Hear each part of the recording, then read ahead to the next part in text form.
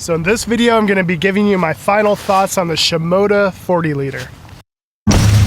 So I've been shooting with this thing for a little over a month now, a month and a half, and I have just fallen in love with it. Spoiler alert, I love this bag. So in this review, I'm gonna be comparing this bag heavily to the two bags that I used previously, which I feel are kind of its biggest competitors. The fstop Anja bag, the mindshift Rotation 180 Pro. So first up, the first thing that I absolutely love about this bag is just the functionality.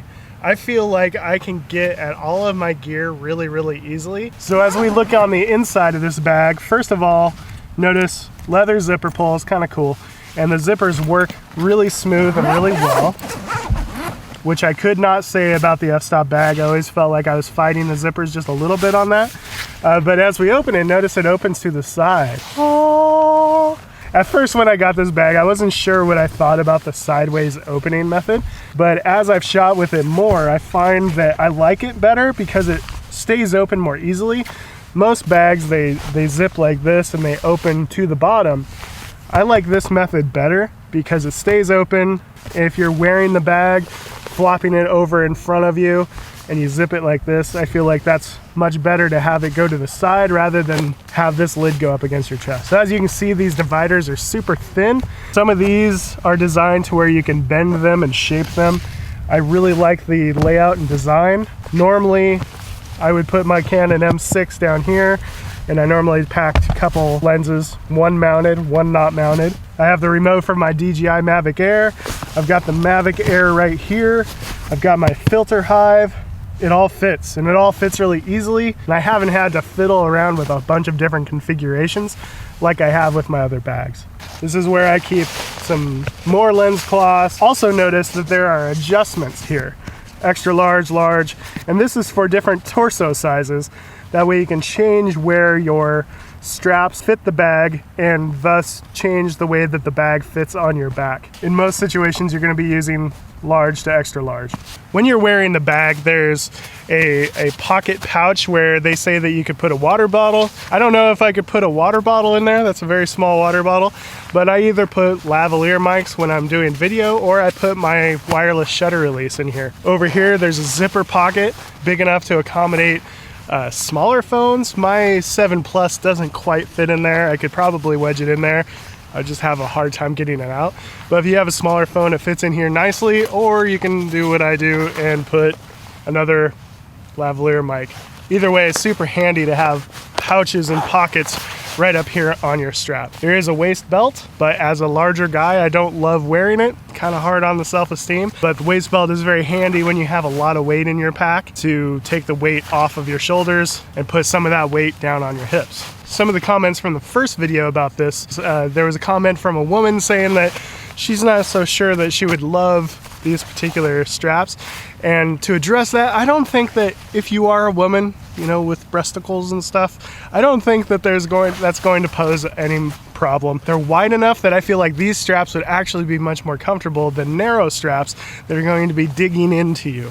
You can always loosen this and, you know, reposition your strap, so I don't think it's going to be a problem for women either. So like I said, I've been shooting with this for a while. I've taken it to the Canadian Rockies, where it was sitting in snow and ice, to the Oregon coast, where it was sitting in salty, sandy beaches. I've taken it into wind-blown, sandy sand dune areas. I've shot with it in heavy rain. In most of those situations, I was not using a rain cover. I've found the material to be very water repellent, weather resistant. Been very happy with the materials that this is made of. I feel like the zippers on this bag are highly functional. They work really well. They're smooth and they're, you know, weather tight. I wouldn't say they're 100% waterproof, but they're really close. All of the straps and buckles work really well. You can strap tripods to the back. You can strap tripods to the side. In addition to mounting your tripod to the bag with the buckles, you can also undo these buckles, unzip this side, and out comes this pouch where you can put your tripod in here, cinch it down with this little cincher thing, strap it up. So I just take my tripod, I put ball head down in, I mount it upside down, cinch up this top buckle, I can cinch it up here as well. Difficult terrain, I would do the bottom buckle as well, which will keep the tripod hugging really close to the side of the bag. And this is an incredibly secure way of mounting your tripod. There's no way this thing's gonna fall out unless you fall upside down. This pouch will also come off of here and is designed to be able to be slung in front of you. So if you're on a backpacking trip or hiking a long distance, you can put your camera body in here and have it mounted to your chest, so you can just pull your camera out, take a couple shots, stuff it back in your pouch. Pretty cool design. I prefer to use this for my tripod, and I find that this is the most secure method I've ever used for mounting my tripod. It does put all of the weight of the tripod on the side of the bag, but that doesn't bother me too much because this bag is so comfortable. On top of the bag, you have 3 main zippers. This first zipper is kind of like your accessory pouch. This is where I keep gloves and a hat, which I wish I was wearing right now. It's miscellaneous accessories. This is also where I keep my accessory pouch. This is one of the unique things that they offer. These come in 3 different sizes. There's this small one, there's a medium one, and then there's a larger one. You can just put stuff inside of here. It's got a clear window.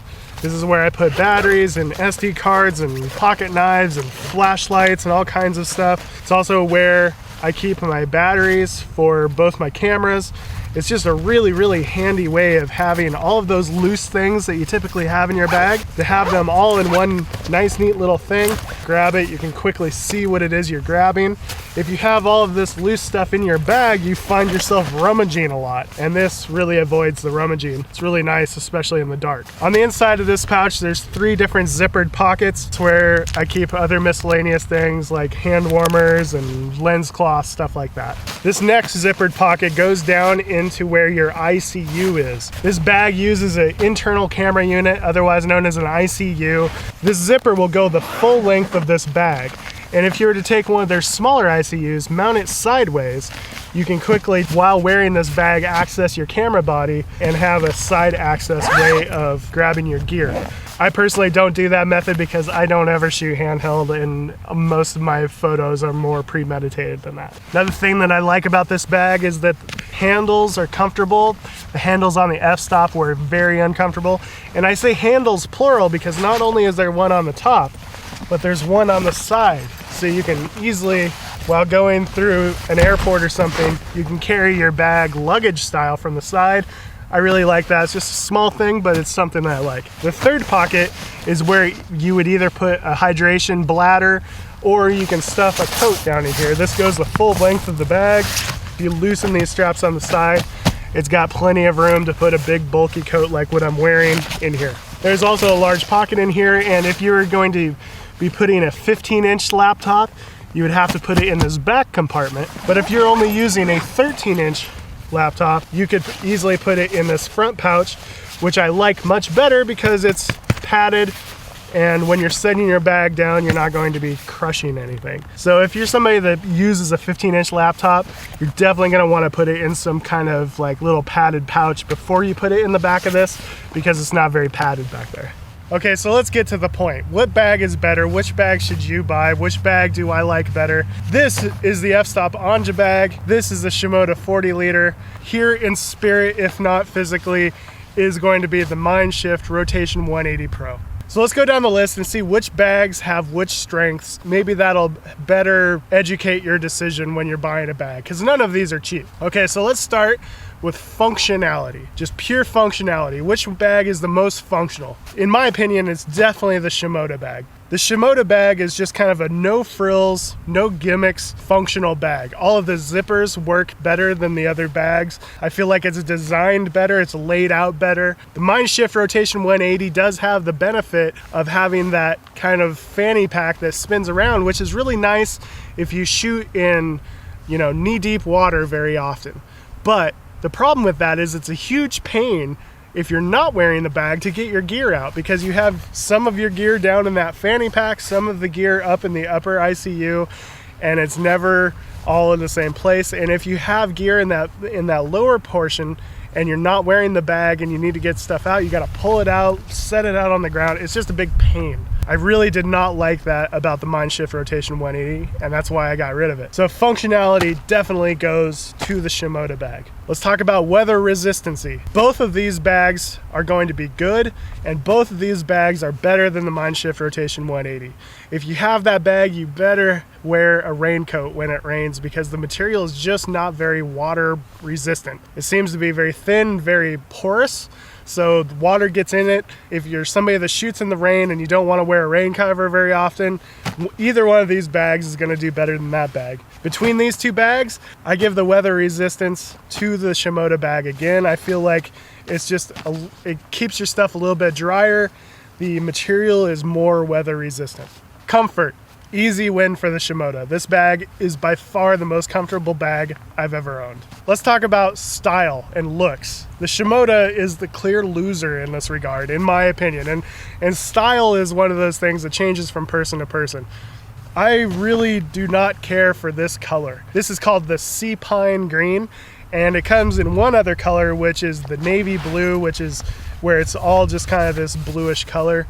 Neither color I really care for, but looks are a very personal thing.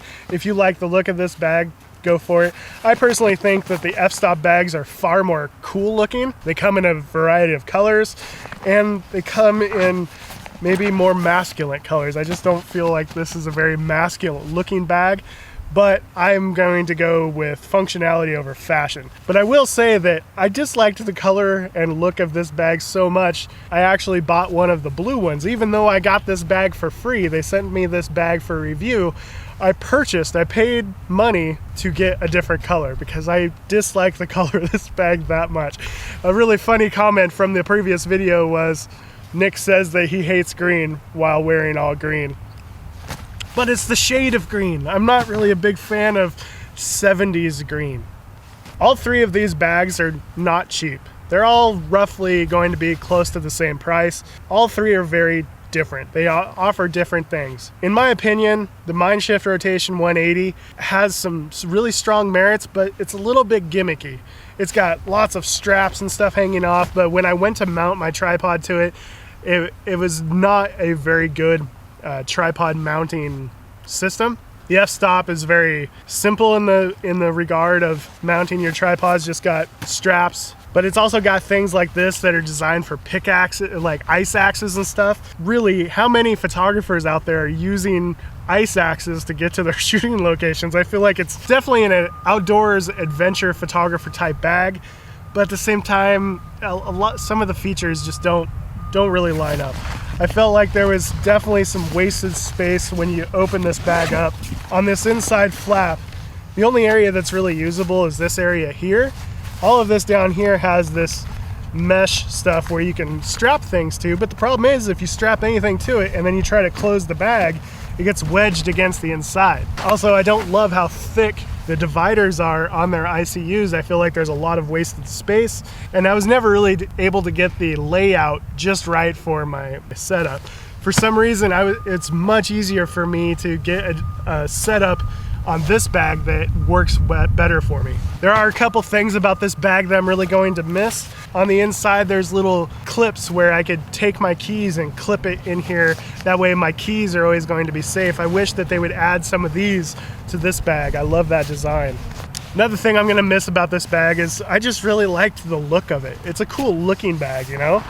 And I don't really feel the same about the looks of this bag, but the functionality makes up for it. Also, one other small thing that I don't know that I love is that they have this system where you can run your back straps through this loop.